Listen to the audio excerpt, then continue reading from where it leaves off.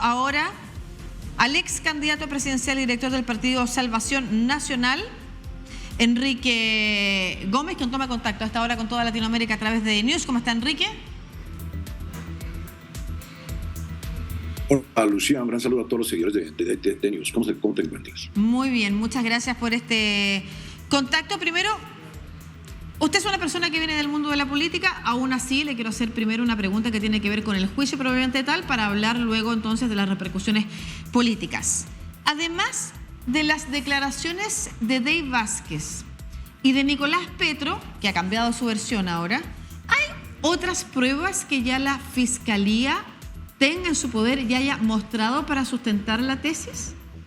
Al menos la tesis de que Gustavo Petro sabría, que es algo que también está dando vuelta por parte de las declaraciones de Nicolás Petro, sabría de estos dineros y que esos dineros habrían ingresado a su campaña. Y ayer Nicolás Petro, al aceptar, digamos, el proceso de negociación, afirmó que su padre, Gustavo Petro, conocía del ingreso ilícito de recursos a la campaña presidencial de Petro Presidente 2022. Hay una cascada de pruebas electrónicas muy compleja, derivada de los teléfonos y de los chats de WhatsApp, tanto de Daisuris como de Nicolás Petro, de Máximo Noriega y otros miembros de la campaña en la costa atlántica. Todo imputado tiene derecho a afirmar su inocencia y guardar silencio en el sistema colombiano, y creo que es una garantía procesal universal. Eso explica, digamos, la postura de Nicolás Petro en la audiencia de imputación, pero ante el volumen y la extensión y el detalle de la información digital, y entiendo que la información bancaria asociada a muchas de las transacciones en efectivo adelantadas por la pareja hoy día imputada, es que la defensa de Nicolás Petro sugiere la colaboración, y por eso por lo menos una parte del equipo jurídico de Nicolás Petro renuncia, posiblemente en una postura divergente en relación con la posibilidad de negociar con la Fiscalía.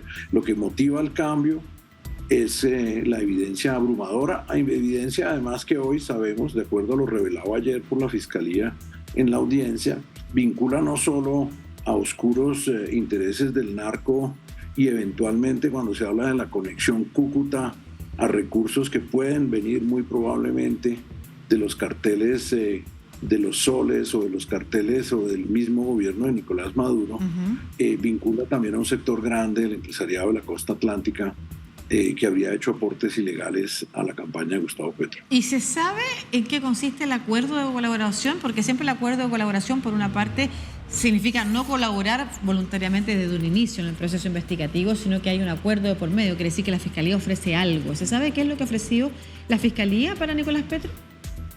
Pues el presupuesto es, en el caso de un crimen cometido claramente en lo que denominamos aquí en concierto, es decir, en sumatoria de voluntades de una organización, pues revelar y denunciar a la totalidad de los miembros de esa organización delictiva. Eso es lo que espera la Fiscalía.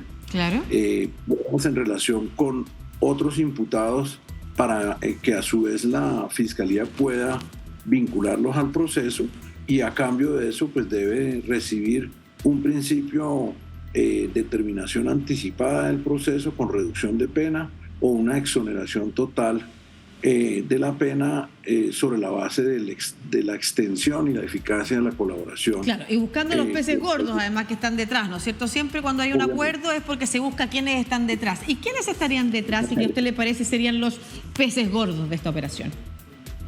Bueno, evidentemente el gobierno de Gustavo Petro tiene un problema gigantesco, y es que el gerente de la campaña Petro Presidente lo pusieron nada menos que de presidente de la petrolera estatal Ecopetrol, la empresa más grande de Colombia de lejos, un activo nacional pues de suma trascendencia, que cotiza en las bolsas de Nueva York y que es absolutamente sensible pues a todo este clima nauseabundo de alguna manera que deriva de las revelaciones iniciadas por Daisuris.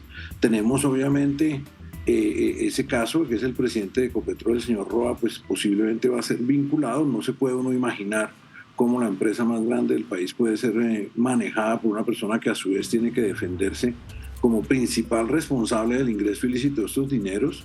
Y obviamente tenemos el pez gordo más importante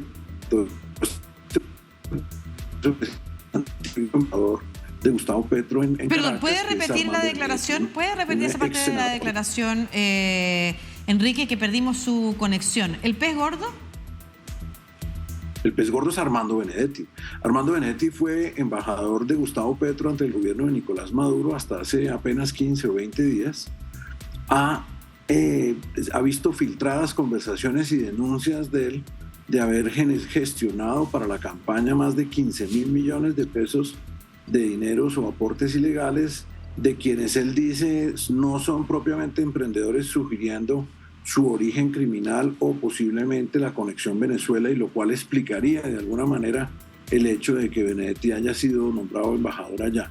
Esa es la bisagra total entre la fuente o la ruta de financiación que representa Nicolás Petro y Gustavo Petro a nivel nacional, porque Armando Benedetti fue el compañero de campaña, el gestor financiero, como lo revelan los llamados petrovideos que fueron divulgados en campaña y que de manera inverosímil no fueron tenidos en cuenta por las autoridades, y la prensa los echó a un lado, de alguna manera aupando o empujando la aspiración presidencial de Gustavo Petro. Lo que es claro es que lo que se reveló en esos petrovideos, que eran los jefes de la campaña, incluyendo a Gustavo Petro, Armando Benedetti, Verónica Alcocer, Roy Barreras, otros políticos muy importantes del entorno presidencial, discutiendo cómo llevar más recursos al esfuerzo de la campaña, pues hoy día queda cruzado con esta autoimputación de Nicolás Petro y su propuesta de colaboración.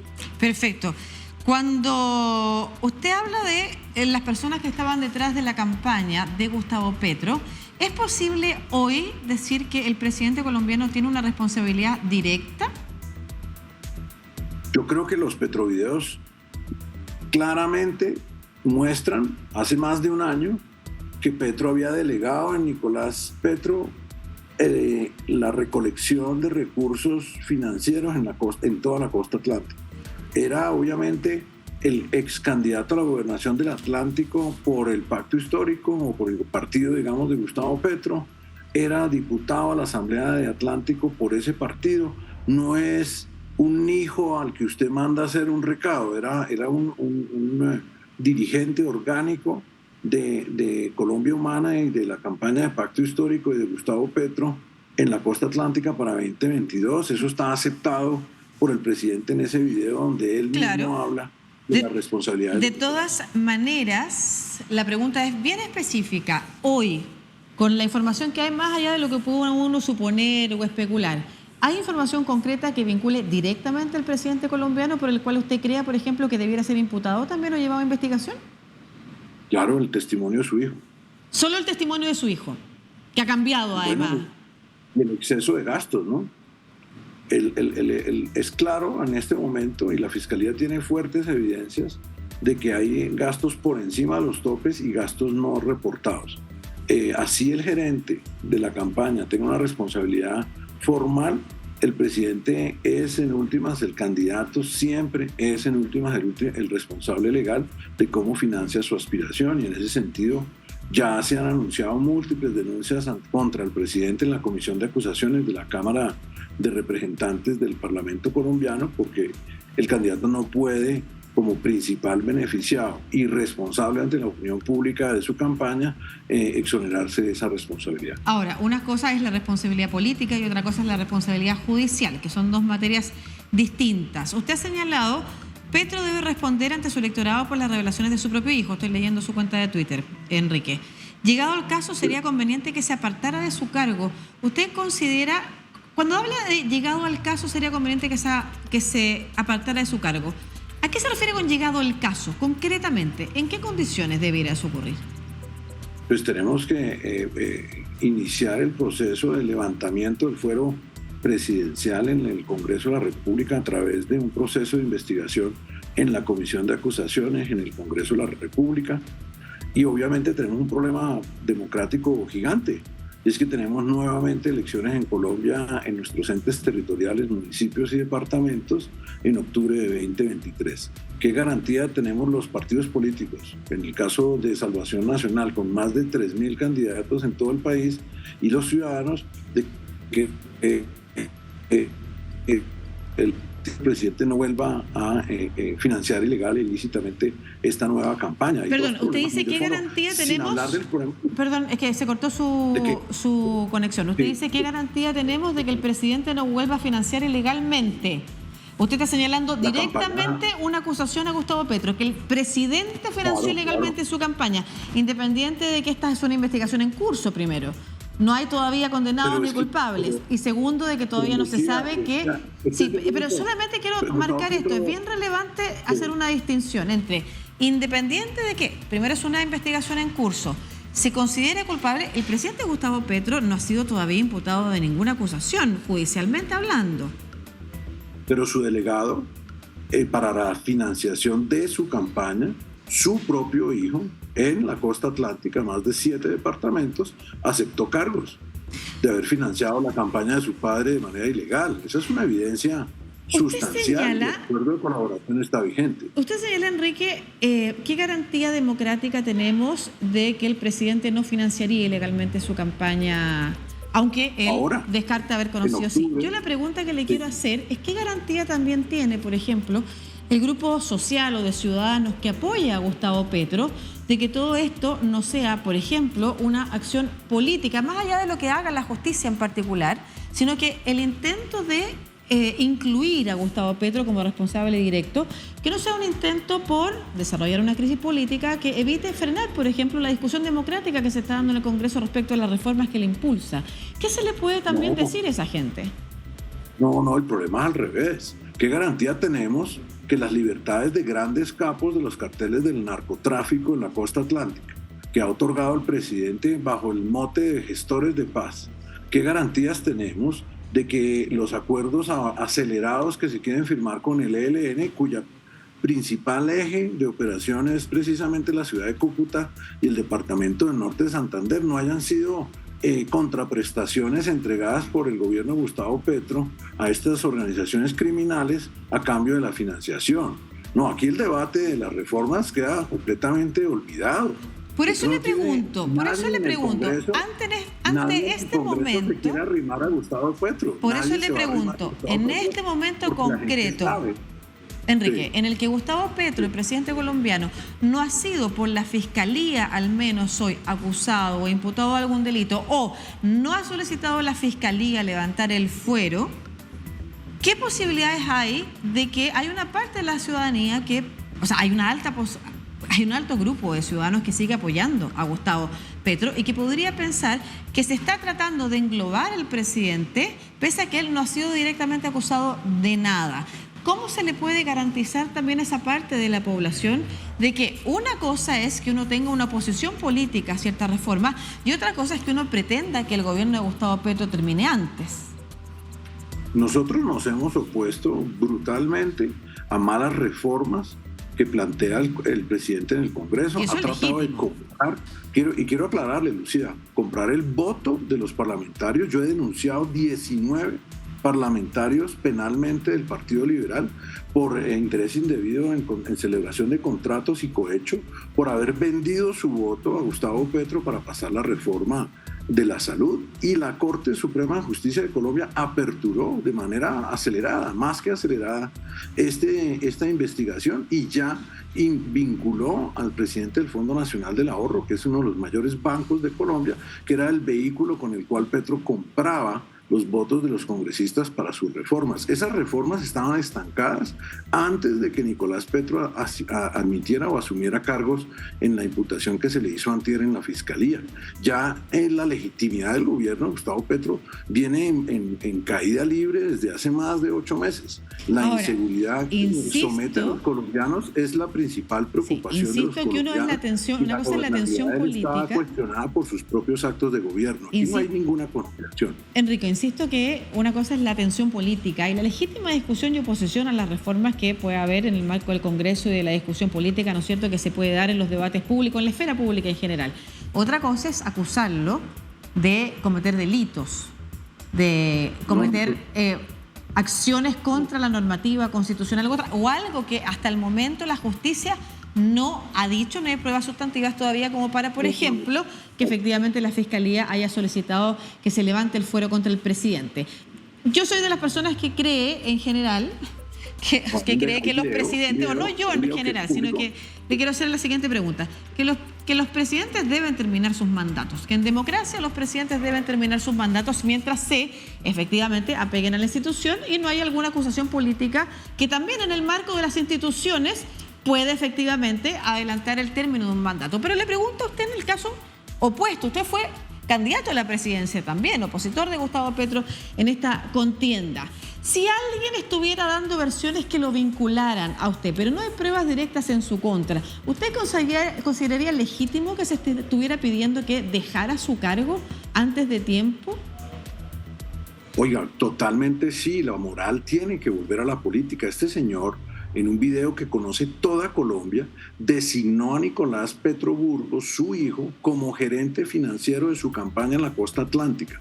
Ese gerente oficial de su campaña, designado por su padre, aceptó cargos de haber ingresado ilícitamente recursos a la campaña de Gustavo Petro. Claro que la ética y la moral deben volver a la política. ¿Qué es esto de ampararse en el recurso, en el debido proceso y en una institucionalidad débil y judicial influenciable para desconocer las gravísimas violaciones morales? Entonces, hace menos de 3 años, Gustavo Petro le pedía a la vicepresidenta de Colombia, por cargos que no implicaban financiación de su campaña, la misma renuncia. Y hoy vemos cómo un sector grande de la izquierda hemisférica y global dice, no, eso sí, la moral no le aplica a Gustavo Petro, llevemos el proceso hasta sus últimas consecuencias y dejemos que languidezca ella para que el señor pueda terminar su mandato. Yo personalmente creo que la moral y el comportamiento ético sí debe regir la vida del hombre público, y si yo estuviera en la misma situación ya habría inmediatamente renunciado. Si mi hijo hubiera aceptado cargos ante una autoridad judicial debidamente constituida, después de que se le hubiese garantizado el debido proceso, como es claro que el país lo vio y el mundo entero lo vio en las audiencias, y hubiese aceptado que hubiera financiado ilegalmente mi campaña, la renuncia mía hubiera llegado en minutos. Perfecto. Usted señala efectivamente entonces que en un caso similar usted hubiera renunciado. El mismo presidente ha dicho, yo no voy a interferir en un proceso judicial, pero han dicho que yo sabía del ingreso de dineros en mi campaña. Si eso fuese cierto, este presidente se tiene que ir hoy porque yo no soy Uribe, ni soy Santos, ni soy Duque. Él señala que si eso fuera real, entonces él también renunciaría, pero que no es real. Quiero cerrar solamente, Enrique, con una pregunta. Usted ha señalado que el debido proceso, se amparan en el debido proceso. Gustavo Petro ha dicho, no voy a interferir en el proceso judicial, esto tiene que llegar hasta sus últimas consecuencias. En ese contexto, ¿me está escuchando Enrique, sí? ¿O lo perdimos? Lucía, sí, perfecto, ya. Lucía, en ese contexto, usted señala que dejar que las instituciones funcionen, que era una frase muy típica chilena que la dijo en algún momento el presidente Ricardo Lagos, o sea, que la justicia haga lo que tiene que hacer, no es suficiente, sino que lo que se tiene que esperar es que ante este caso y en las condiciones que están, que son solo las declaraciones de Nicolás Petro que han cambiado según el nuevo acuerdo de la justicia, Gustavo Petro debe renunciar. No es solo eso, es Daisuri, su esposa. ¿Gustavo Petro debe renunciar? En un nivel ético, y si retornara y existiera un parámetro ético en la mente de Gustavo Petro, claro que tiene que renunciar, pero perfecto, no lo tiene. Esta es una persona que es conocida por un video donde recibía cientos de millones de pesos él mismo de financiación ilícita de su campaña al Senado, y tampoco renunció. Perfecto. Entonces, más allá de que Gustavo Petro, el presidente de Colombia, no esté todavía directamente vinculado o acusado por la justicia, usted dice que por un asunto moral debe renunciar a la presidencia de Colombia. Debería, en un nivel ético y moral, sin perfecto. duda. Muchas gracias. Gracias, Lucía. Muchas gracias, Enrique Gómez, ex candidato presidencial y director del Partido Salvación Nacional, hablando también de la mirada política de la oposición respecto de este momento crítico, por supuesto, para el presidente colombiano Gustavo Petro, cuando su hijo Nicolás ha acusado. Finalmente, cambiando la versión, señalamos, porque al principio se declaraba inocente, pero ahora, tras un acuerdo con la Fiscalía, ha acusado hasta incluso a su padre de saber que había financiamiento ilegal en la política. Veremos cómo avanza esa investigación y, por supuesto, también la otra lista, que es la lista política, de cómo avanza en el Congreso también, de repente algunas solicitudes de término del fuero presidencial u otras. Muchas gracias, que esté muy bien, Enrique. Gracias, hasta luego. Un saludo a todos.